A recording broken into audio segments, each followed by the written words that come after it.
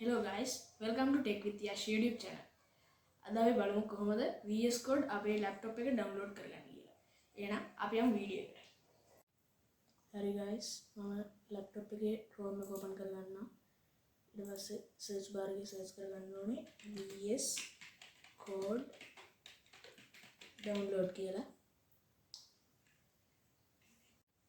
ඊට පස්සේ මේන පළවෙනි link එක click කරගන්න.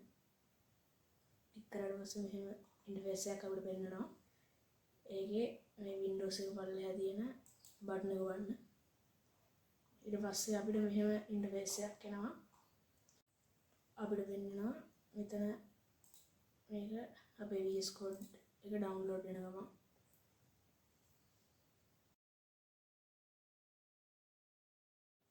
හරි guys, මගේ VS Code එක ඩවුන්ලෝඩ් වෙලා තියෙන්නේ. මම යනවා files එකට.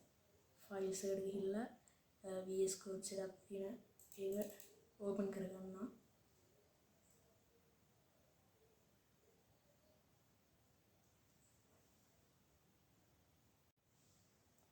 ඊට පස්සේ මෙහෙම එකක් එනවා.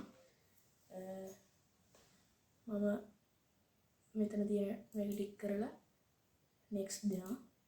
next දීලා ආයෙත් next දෙනවා. ඊට පස්සේ install button එක ගොඩ පස්සේ install වෙනවා.